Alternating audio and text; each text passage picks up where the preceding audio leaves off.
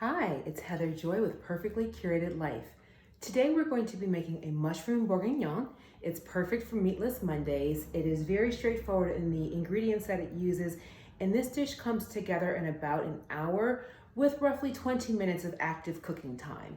So before we delve into the actual cooking, I'd like to go through the ingredients that we're going to use in this recipe. So first, of course, as the name implies, we have mushrooms, lots and lots of mushrooms, mixed variety of mushrooms. And at the very end of the process, we're going to use these oyster mushrooms, which we'll fry up and make really crispy and then use to top the stewed mushrooms. We also have pearl onions, sliced up carrots, some garlic and thyme, butter, and olive oil. We have some sliced leeks, bay leaves, and then lastly, we're going to use tomato paste, soy sauce, dry red wine, and some chicken broth or beef broth or vegetable broth, whichever one of those you prefer. So give me a few moments. I'm going to get set up here. The very first thing I'm going to do is to heat up some butter and some olive oil together to begin browning the mushrooms. All right, so my mushrooms are almost ready to be put into the heated butter and olive oil. I like to use a mix because it produces the best kind of crusty brown when you're trying to get some real color on your vegetables or meats. So a mix of those fats, and then I'm just going to put these mushrooms in and just enough so that they form a single layer, because I want every single mushroom to have some contact with the surface of the pot. So I use the biggest pot that I could find so that this wouldn't take all day, because we have a lot of mushrooms. But you really don't want to crowd the pot here, because you want to develop that caramelized flavor that can only come from those mushrooms having contact with the actual surface here. So I have room for a few more. And this is, again, a season as you go. We're going to add salt and pepper to taste along the way. There's not going to be any one hit of powerful flavor at the end, so we need to make sure that we're building the flavors as we go. So the first step will be complete once we get all of the mushrooms nice and brown. So I have about 3 batches of mushrooms to make here. So I'm going to brown them, put the browned mushrooms in a different plate, and then add the next batch of uncooked mushrooms. And they need about 2 minutes on each side in order to brown well. And again, I'm just adding a little bit of black pepper here and some white salt as well. Little sea salt flakes. You can hear those kind of gurgling in there. That butter is creeping up around the edges and helping to brown our mushrooms here. These will shrink a bit as they start to cook. They're going to lose some of their moisture and reduce, so you'll have a little bit more room in the pan to work with. And this is a nice weekday recipe because even though it's not ready in just a few minutes, it only requires a few minutes of your active cooking time. So you can brown up these mushrooms, add the rest of the stuff, and then go run an errand in your house or fold some laundry while it's cooking. It takes about 45 minutes after we've browned all the vegetables in order to complete cooking. I'm just going to give these a little stir, kind of flip them over, and then make sure again that I'm putting them into one even layer in the bottom of this very, very large Dutch oven. I feel like you can cook 2 chickens in this at one time.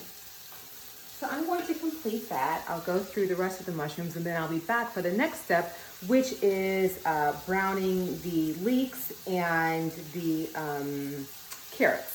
And the next batch of mushrooms, I'm going to add my pearl onions. So I'll add these in too, so those can get nice and brown. They will cook at about the same rate as the mushrooms. So I'll include these in the next 2 rounds of mushrooms. And then I'll be back in a few to go over the leeks and the carrots. All right, so we can see here that the mushrooms are all cooked. So I'm gonna set that to the side. I'm now heating up some more oil and butter so that I can begin to cook the leeks and carrots. So I have 2 carrots that I have peeled and thinly sliced. I'm gonna add those and also add in my leeks. Now, as soon as this gets going now, it's hard to tell you what I plan to serve this with. And again, I'm going to add in the seasonings as we go here. I'm going to let this cook for about 5 minutes. Turn that heat down a little bit because we're not really trying to brown this. Add in some salt and a little pepper.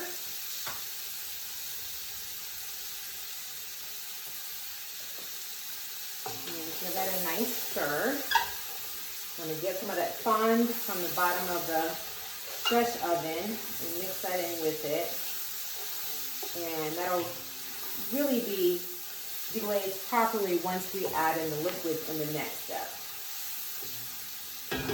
So while it's cooking, I'd like to discuss with you the final 2 steps of this, which will be that we're going to fry up those mushrooms for a little bit of crispiness in the top, and then also prepare some polenta, which is an Italian version of grits, if you will. It's very coarsely stone ground cornmeal that I'm going to cook in milk to bring out the sweetness and also to make it super creamy.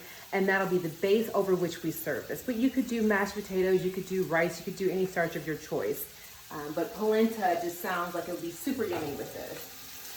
So carrots take a long time to cook. Normally, if you're cooking vegetables, you want to start with your carrots. But because this will all be on the cooking for 45 minutes, in this instance, it doesn't make too much of a difference.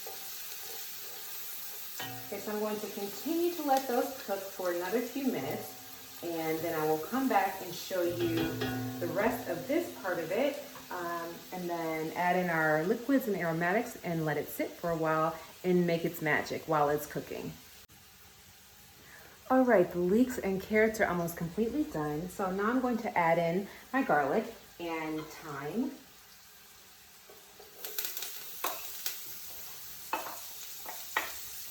And I'm just going to give those a nice stir. You don't want the garlic to get too brown, otherwise it will start to taste a little bit bitter, and we definitely do not want that.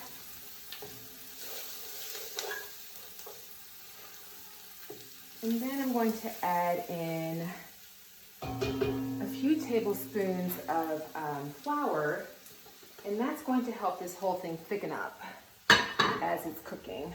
And flour actually is a food on its own and it's raw, so you definitely don't want to eat this without cooking it properly and thoroughly first.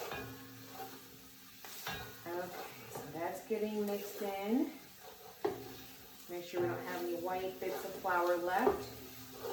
That's fully incorporated. Now I'm going to take a tablespoon of tomato paste and add that in. And then I'm also going to add in a tablespoon and a half. So this is 1, and that's about a half of this is soy sauce, regular soy sauce. I'm going to mix that all together.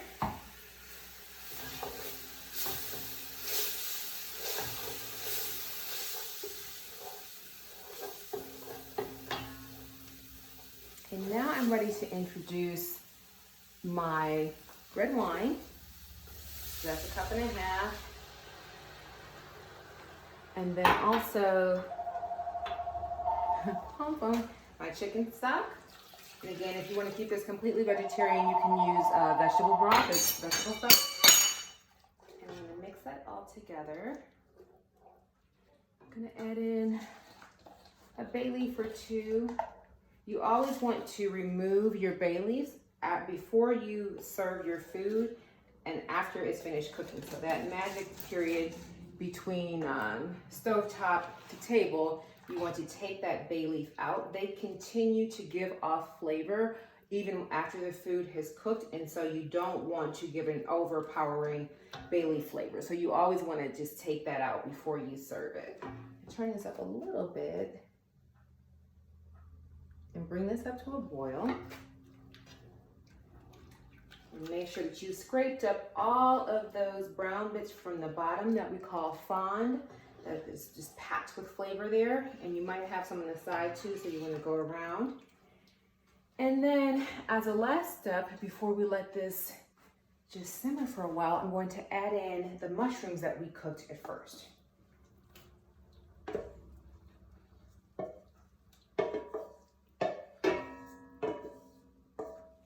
Okay, so I'm gonna mix this all together. Ooh, that looks good already. Okay, I'm gonna grab some pot holders so I can show you how this looks. This Dutch oven is made of enamel cast iron, so it's very, very heavy. But you can see that all of our vegetables are in there together. And now I'm just going to, as soon as it returns to a boil, I'm going to stir it once or twice more, add a little bit more salt and pepper, reduce the heat, and let this sit for 45 minutes on a very low simmer. So it's almost boiling.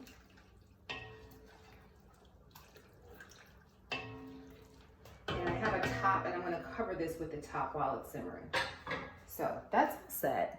Now, let's talk for a moment about the polenta. As a rule, milk and corn go very well together. Even in the summertime when you're grilling corn, you might want to boil it in a little bit of milk first. It helps to bring out the sweetness. Ditto for fried corn. There's no corn that won't be enhanced by the presence of milk. The same concept applies with polenta and grits because they're corn-based, right? So I'm actually going to make the polenta in a bath of milk instead of water. And I'm also going to put the milk in with the polenta from the very beginning. A lot of recipes recommend that you boil your liquid, if you're making broth or water or whatever, that you boil the liquid first and then add in the grits after the water or liquid has begun to boil. In this case, I'm going to add the polenta to the milk at the very beginning and let them come to a boil together, and then turn down the heat and let them simmer. That ensures that the polenta will be nice and creamy and tender. And you can do the same thing with preparing grits as well. So let me get that started, and then I'll come back to you when this is almost finished so we can see how it all wraps up with the fried mushrooms and the polenta and then our beautiful mushrooms bourguignon. See you soon.